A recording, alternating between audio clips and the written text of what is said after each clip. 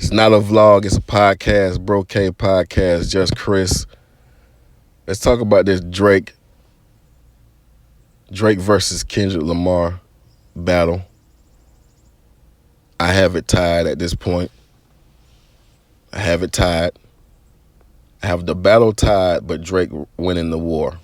And I'm going to give my take on my podcast right now. Creativity. Drake came with creativity. The whole Tupac thing, the AI, that was creative. That's like Zach LaVine doing the windmill from the free throw line. That's like Zach LaVine doing between the legs from the free throw. You never seen nothing like that before. And Drake came with that creativity. He came with the bangers. He came with the slaps. He came with the songs that was going to ring in the club and in the cars. He came with it. Kendrick came with the rhymes, with the, you know what I'm saying? He came with it. He showed some creativity, alongside, because, you can't say, well, you would expect for Kendrick Lamar to out-rap Drake, but he didn't.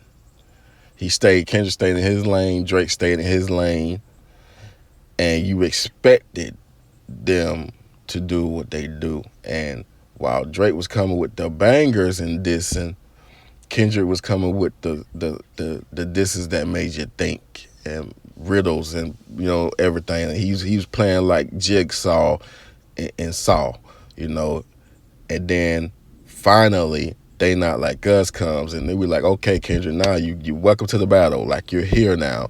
You finally get it. And it's a song that they both got songs with memorable lines that you gonna remember.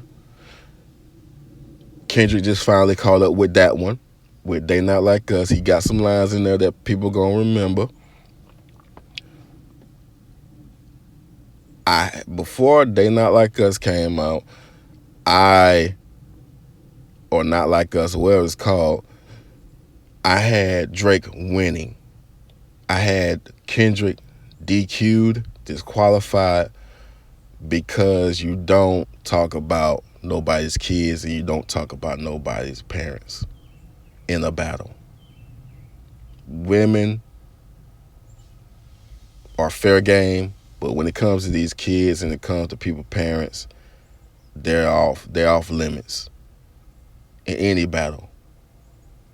If you respect that, that's you. But as far as me knowing the history, being around for LL Cool Mo D, being around NWA, Ice Cube, Dr. Dre, Eazy-E, being around Tupac, Biggie, I don't see Tupac ever talking about Biggie's kids or his mother. I don't see that. I never seen that or heard that until these times we got Pusha and everybody coming out talking about this man, child or children. I never seen that. And I also had Drake winning because Kendrick was spilling the same thing Pusha said. Oh, you hiding your children. He said the same thing Meek said. Oh, you ghostwriters. We all know that. We all know that. Come with some tea that we don't know. And he finally came out and said, well, over there, they some pedophiles. Drake said, Kendrick, you beat your queen. They both spilled tea.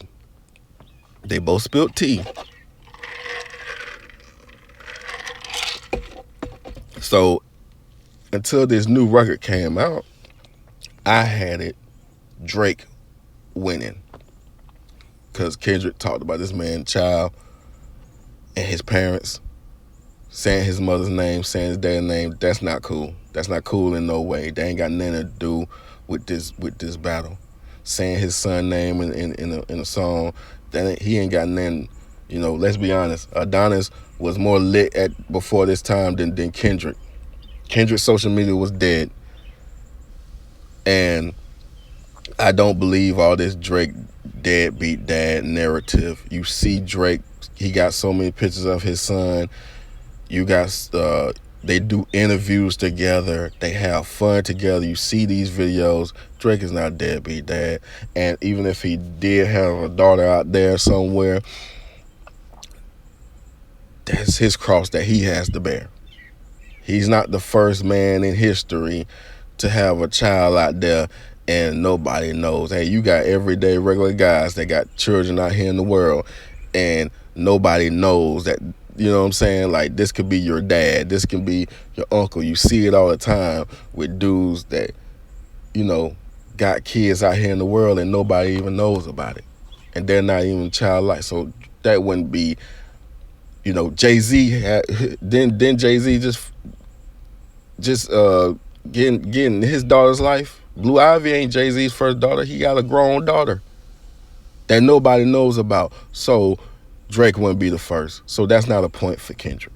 That wasn't a point for Kendrick. It just wasn't for me. You know, you gotta bring up the kids to get a point on this guy.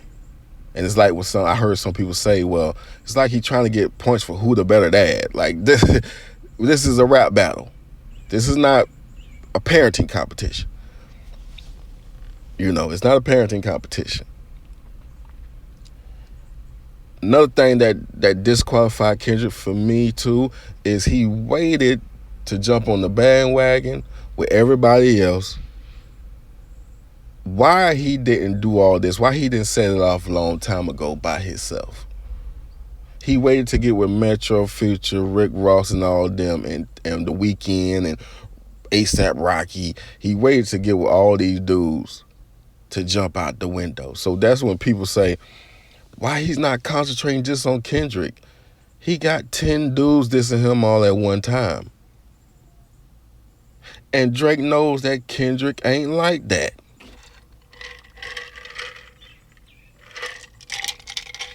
Because if it was up, they would have got it on a long time ago.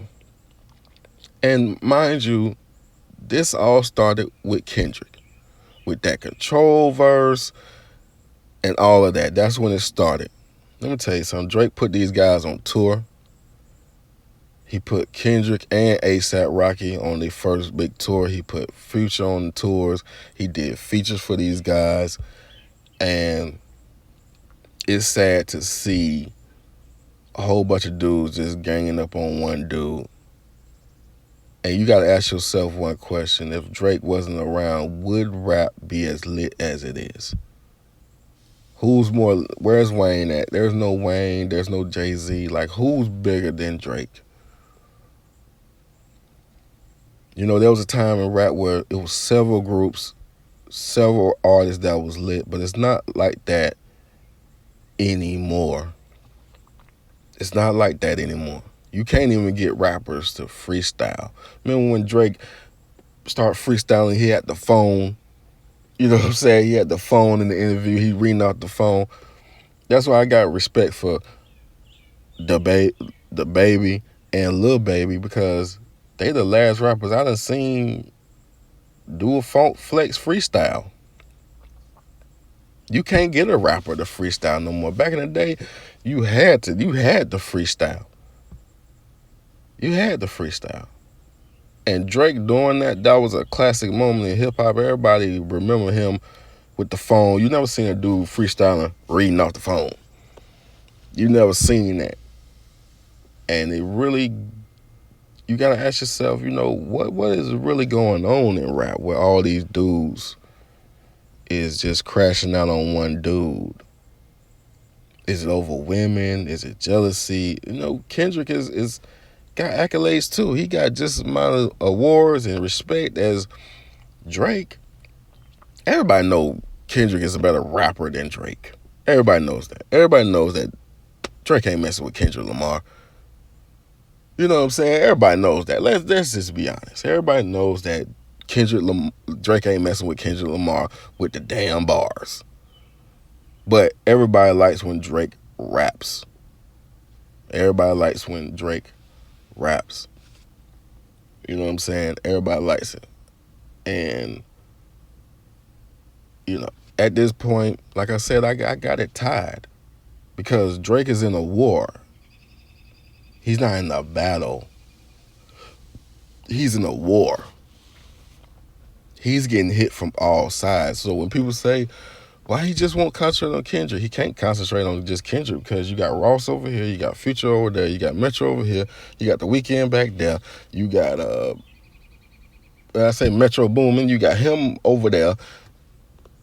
You can't just concentrate on Kendrick. It's just, and you got Kendrick right there. So it's like everybody wants him to just concentrate on Kendrick, but it's like, no. Can't just concentrate on Kendrick because Kendrick feeling tough right now.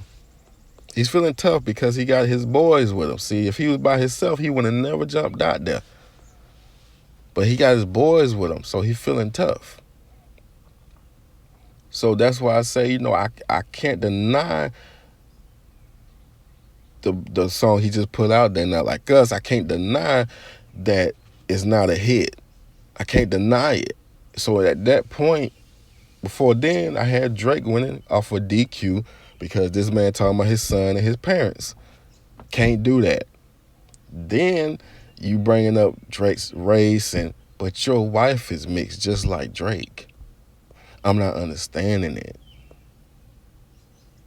See, as I say, it's tied. I'm saying it's tied because I got respect for Kendrick's bars. But if you look at it, you dissect it, Kendrick has done so much wrong in this battle, missteps, that I want to give it to Drake, but I have to respect his pen and his delivery, and it's just being Kendrick. But I can bring up so many things where Kendrick had so many missteps in this battle. More missteps than Drake, to me. But out of respect for it and how lit it got rap music right now, and what a time to be a creator. If you a YouTuber, if you a TikToker, this is content for you to grow your numbers and grow your platform. I would say it's a tie because I can't deny the bars that he's spitting and his pen. I can't deny that, but Kendrick has had a lot of contradictions in this battle. He's had a lot of missteps in this battle. You know what I'm saying? You can't make fun of somebody's race when your wife, your fiance is mixed just like that, man. Got white flowing through her veins just like Drake. Like you can't do that. And I think it's a shame to even bring up white. Ross saying white boy.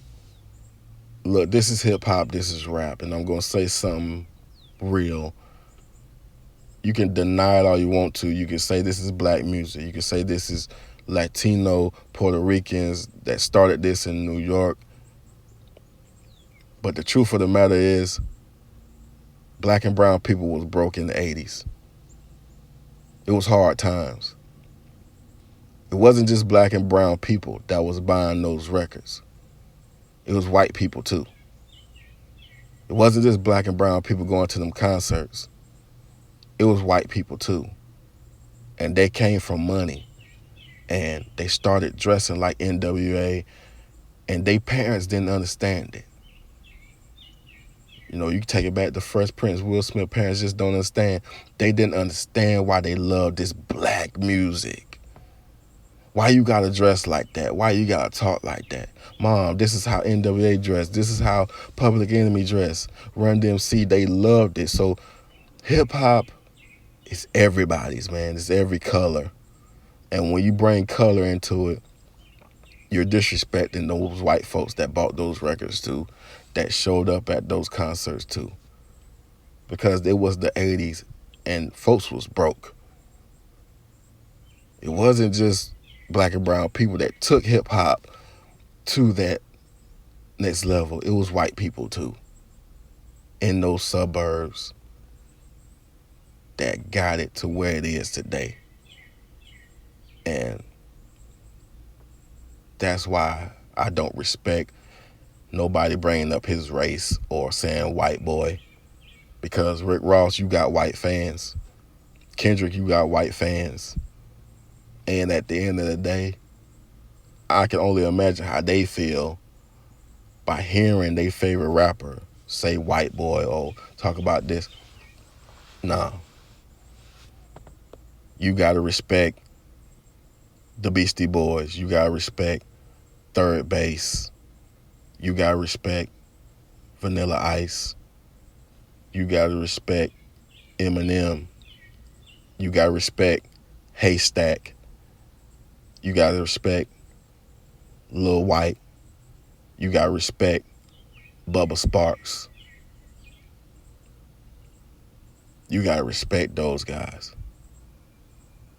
So that's another reason why I give these dudes an L.